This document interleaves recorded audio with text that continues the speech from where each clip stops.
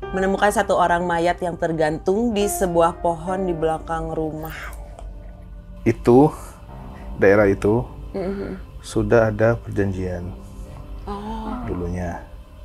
Tapi ini yang paling berbahaya itu sosok yang di kali itu, yang kecil. Nah, itu yang paling bahaya. Paling berbahaya.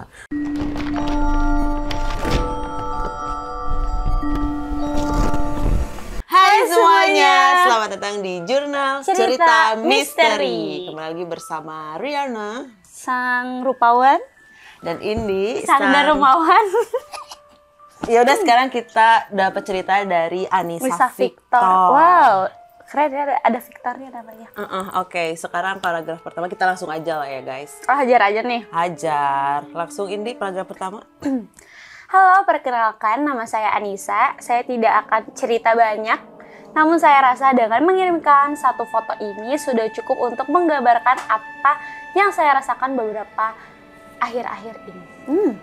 Sudah terjadi 2 kali dalam kurun waktu yang tidak terlalu jauh. Saat Idul Fitri lalu dan saat Idul Adha kemarin. Oh, baru kemarin. Baru berarti kemarin. Kami dan warga sekitar menemukan satu orang mayat yang tergantung. Kenapa bagian kita? Kenapa ini? kita dikasih ini ya? Canda. Ya udah, nanti kita bisa video call. Menemukan satu orang mayat yang tergantung di sebuah pohon di belakang rumah. Lanjut Indi. Yang jadi pertanyaan saya, adakah sesuatu yang mengundang mereka untuk melakukan hal itu di sana? Atau memang murni keinginan mereka sendiri? Dampak yang kita rasakan saat ini sungguh tidak nyaman dan tidak mengenakan. Beberapa kejadian sering terjadi di sini. Sebelum ada kejadian pun banyak hal-hal yang terjadi. Salah satunya contoh adalah suara gamelan. Aduh, ini aku serbat. Sosok anak kecil yang mengajak anak-anak di sekitar untuk masuk ke dalam sungai. Pernah ada kepala berambut hitam yang muncul di permukaan air kolam pemancingan. Dan Pusing, sosok jujur. wanita yang sering mengganggu warga. Ini lumayan ekstrim loh, Di. Ekstrim banget. Dan bukan satu doang gitu. Ini berarti kejadiannya semua itu terjadi sekitar rumahnya ya? Iya. Dekat? Oke. Lanjut dulu. Apakah semua ini ada hubungannya dengan kejadian yang baru terjadi? Oh, jadi hal-hal yang tadi terjadi tuh Sebelum ada dia menemukan mayat di belakang rumahnya. mohon pencerahannya agar saya dapat menjelaskan kepada orang-orang sekitar agar tidak terjadi kesalahpahaman. Oh, ya. Inhale, exhale. Oke. Di, kan pengetahuan lu luas nih ya. Perasaannya kayak bu guru, udah. Dia pakai kacamata. Kita bahas dari mana dulu nih? Yang simpel dulu. Gini, ada suatu kejadian di suatu rumah.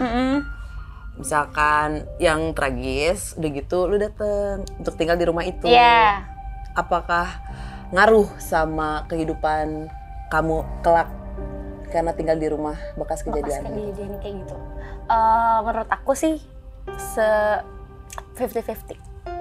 Kalau misalkan kamu tinggal di tempat itu dengan iman yang kuat, terus rajin ibadah ya, insya Allah nggak akan terjadi. Cuman kalau misalkan emang dari awal kayak kamu udah ke mindset nih, ini rumah ini bekas ini gini-gini, terus malah jadi beneran nyalinya ciut. Sugesti Terus, berarti iya, ya, malah mempengaruhi. jadi apalagi kurang ibadahnya, pasti bakal ngaruh sih menurut aku. Nah, kaitannya sama kejadian ini, apakah kejadian-kejadian sebelum kejadian gong yang ditemukan mayat ini mempengaruhi gitu?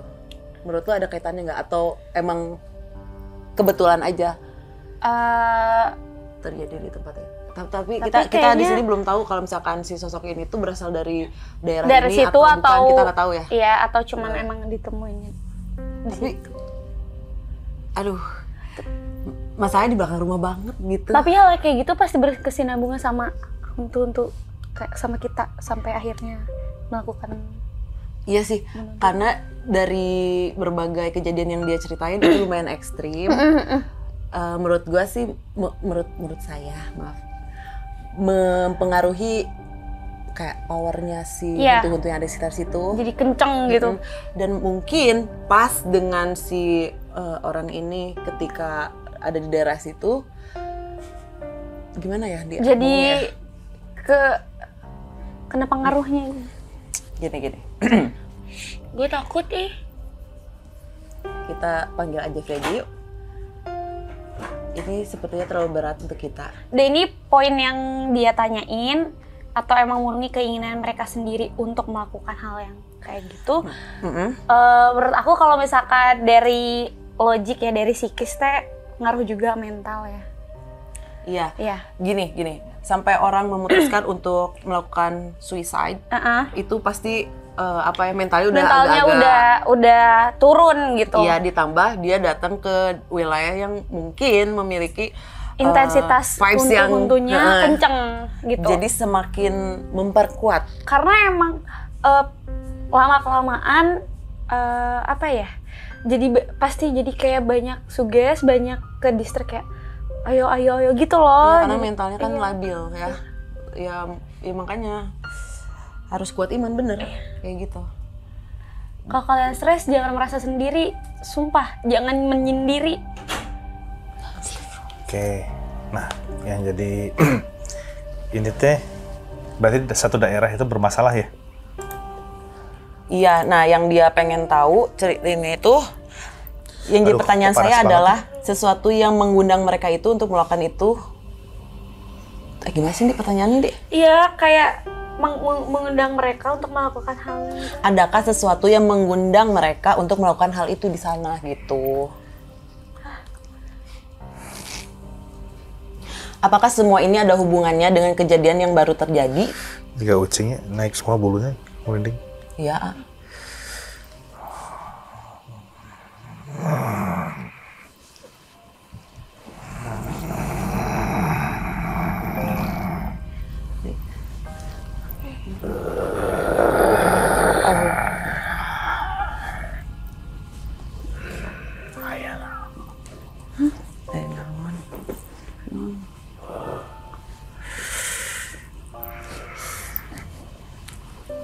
Dingin tangan gue. Sama tangan gue juga. Bentar, iya. Iya, tangan gue.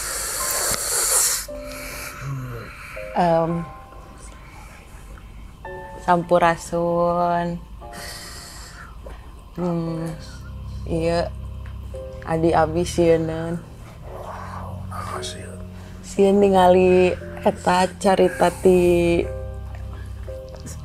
temen teh. Rencangan. Itu daerah itu sudah ada perjanjian dulunya. Jadi memang daerah itu tuh banyak ditaruh oleh bangsa-bangsa, dihuni oleh bangsa-bangsa siluman. Nah, yang hitam di kolam itu, itulah yang banyak mancing orang-orang di sekitar itu untuk kalau mau ngabisin diri itu di situ. Terus kalau misalnya dari tempat-tempat lain, kalau mau buang sesuatu, maaf nih, korban pembunuhan tuh di situ. Nah, yang hitam itu jari itu panjang segini nih. Ya, rambutnya itu tajam semua, matanya aja itu sering kecak-keclak gitu di air. Nah, itu yang suka minta korban.